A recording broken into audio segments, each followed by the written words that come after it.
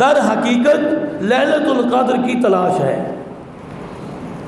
اور آقا انعامدار صلی اللہ علیہ وسلم کو جب لیلۃ القدر کا بتایا گیا تو سرور کائنات صلی اللہ علیہ وسلم نے رمضان المبارک کے پہلے عشرے میں اعتکاف فرمایا، پہلے 10 دن، اور پھر سرور کائنات صلی اللہ علیہ وسلم نے دوسرے عشرے میں پھر اعتکاف فرمایا، اور پھر جب تیسرا عشرہ لگنے لگا تو سیدنا جبرائیل علیہ السلام تشریف لے آئے، اور میں اللہ کے رسول جو لیلۃ القدر ہے وہ آخری عشرے میں رکھ دی گئی ہے۔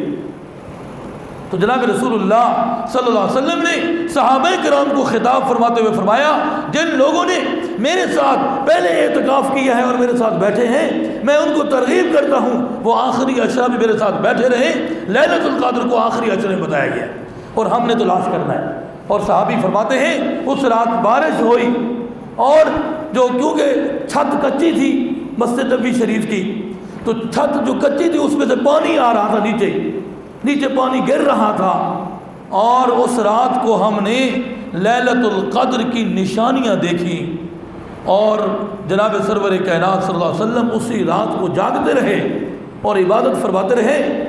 وہ صحابی فرماتے ہیں وہ 21 کی رات تھی۔ معاذ اللہ فرماتے ہیں کیونکہ یہ بتا دیا گیا ہے، یہ حکم ہے ہمیں، تو اعتکاف جو لیلۃ القدر ہے وہ 21 کو بھی متوقع ہے، 23 کو بھی متوقع ہوتی ہے، اور اسی طرح 25 کو بھی، اور 27 کو بھی، اور 29 کو بھی۔ یہ بھی ہو سکتا ہے ہر سال تبدیل ہوتی ہو، کبھی 21 کو، کبھی 23 کو، کبھی 25 کو، یہ بھی اللہ کا نظام ہے۔ جب 5 راتیں دی گئی تو ظاہر ہے ہر سال تبدیل بھی ہو سکتی ہے۔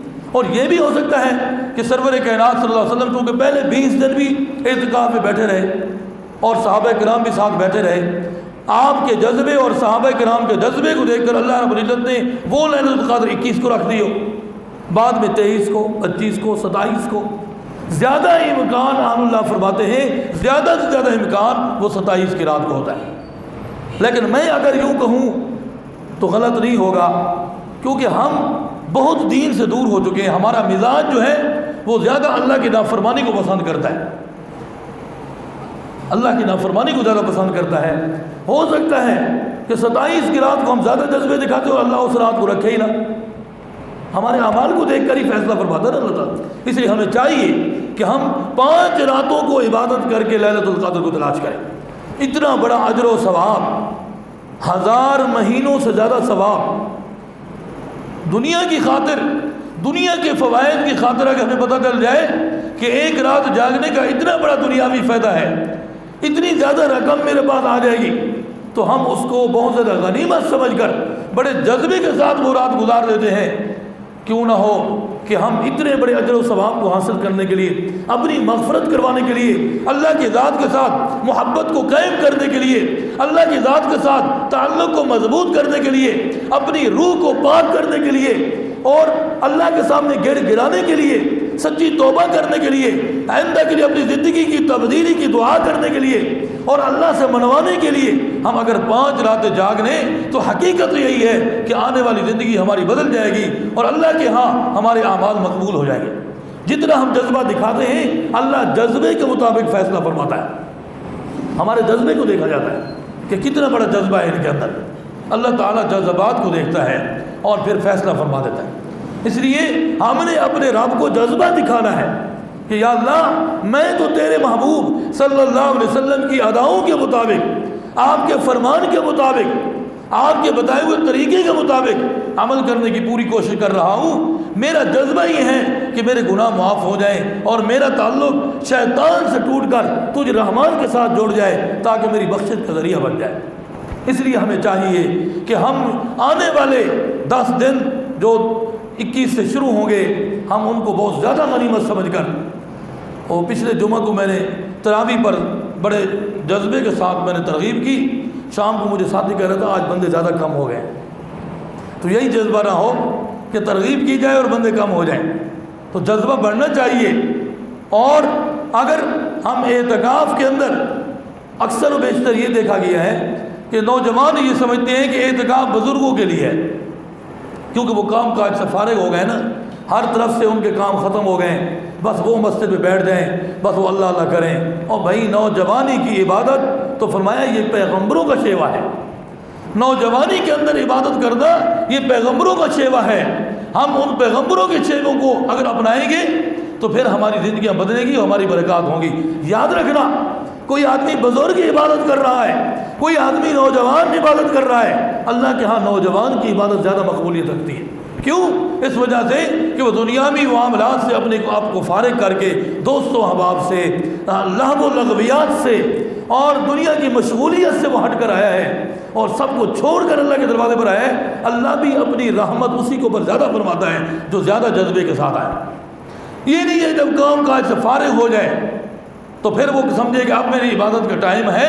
عبادت اس کی بھی مقبول ہے، عمل اس کا بھی اچھا ہے، نیکی اس کو بھی ملنی ہے، لیکن جس وقت زیادہ مشغولیت ہو اس وقت عبادت کرنا زیادہ ثواب رکھتا ہے.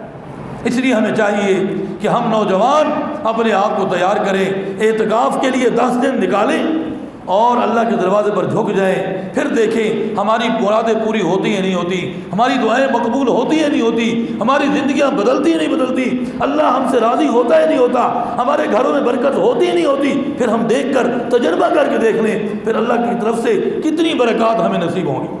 اور پھر اگر اعتکاف کے ساتھ ساتھ لیلۃ القدر بھی نصیب ہو جائے تو پھر یہ تو بہت بڑا عمل ہے. اور پھر ہم اپنی زندگی، میرے خیال میں 1000 مہینوں کا اگر حساب کریں تو کوئی کسی کی زندگی میں 1000 مہینے پتہ نہیں کتنی کسی کی عمر پوری ہوتی ہے نہیں ہوتی. بہت کم ہیں جو 1000 مہینوں کو پہنچتے ہیں، ورنہ تو کم ہی عمر کے اندر لوگ دنیا سے چلے جاتے ہیں. اس کا مطلب یہ ہے اللہ نے ایک رات لیلۃ القدر کو حاصل کرنے کا ثواب ہماری ساری زندگی سے زیادہ رکھا ہے، ساری زندگی سے. اور اسی طرح رمضان المبارک کا روزہ بھی ایسے ہے کہ جس نے ایک روزہ چھوڑ دیا فرمایا 100 سال تک وہ روزہ رکھے، 100 سال تک روزانہ روزے رکھے، روزانہ 100 سال رکھتا رہے. فرمایا رمضان المبارک کے ایک روزے کے ثواب کو نہیں پہنچ سکتا. آپ کیا سمجھتے ہیں کہ رمضان المبارک کے روزے کوئی ایسے ہیں؟ اتنے قیمتی روزے ہیں. یہ تو جب وہ بازار لگے گا نا، ہر چیز کی قیمت اس کے بازار سے معلوم ہوتی ہے. تو جب میدان حشر لگے گا، اعمال کا بازار لگے گا، اجر و ثواب مل رہا ہوگا، پھر ہمیں پتہ چلے گا کہ روزے کی کتنی قیمت ہے، تراویح کی کتنی قیمت ہے، اعتکاف کی کتنی قیمت ہے، لیلۃ القدر کی کتنی قیمت ہے. پھر ہم وہاں کاش کر رہے ہوں گے، کاش یہ ثواب بھی حاصل کر لیتے، کاش یہ ثواب بھی حاصل کر لیتے. تو آج ہمارے لیے موقع غنیمت ہے کہ ہم اللہ کے دروازے پر جھک جائیں، اللہ سے معافی مانگ لیں.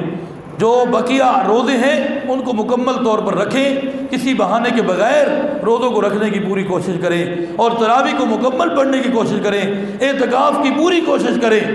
اور اگر اعتکاف کا موقع کسی مجبوری کے تحت نہیں مل رہا تو گھر میں تو ہم جاگ سکتے ہیں نا، 5 راتیں جاگ سکتے ہیں، 21 23 25 27 29 کو لیلۃ القدر کو ہم تلاش کریں، گھر والوں کو عبادت کروائیں اور ان کو ترغیب کریں، وہ بھی 5 راتیں عبادت کریں. تو انشاءاللہ ہم لیلۃ القدر بھی حاصل کر لیں تو ہمارے لیے بہت بڑا ثواب ہوگا. تو یہ دن ہم ان کو ایک ایک لمحے کو قیمتی سمجھیں اور اس پر پوری کوشش کریں. قرآن مجید کی تلاوت کثرت کے ساتھ کریں کیونکہ قرآن مجید اور رمضان المبارک کا آپس میں گہرا تعلق ہے. تو تلاوت کی پوری کوشش کریں، نماز کی پوری کوشش کریں، نوافل پڑھنے کی کوشش کریں، عبادات کی کوشش کریں، اور ساتھ ساتھ یہ ہے اعتکاف اور لیلۃ القدر کی پوری کوشش کریں تاکہ رمضان المبارک ہمارا مقبول سے مقبول ہو جائے اور ہماری زندگیاں بدل جائیں، ہمارے اعمال بہتر سے بہتر ہو جائیں، اللہ تعالی ہم سے راضی ہو جائے اور اللہ ہماری بخشش فرما دے اور آنے والی زندگی ہماری بہتر ہو جائے، آخرت کا سامان بہتر ہو جائے. اللہ تعالی سب سے پہلے مجھے اور پھر اس کے بعد آپ تمام احباب کو صحیح عمل کرنے کی، رمضان المبارک کا صحیح احترام کرنے کی توفیق نصیب فرمائے. وآخر دعوانا الحمدللہ رب العالمین.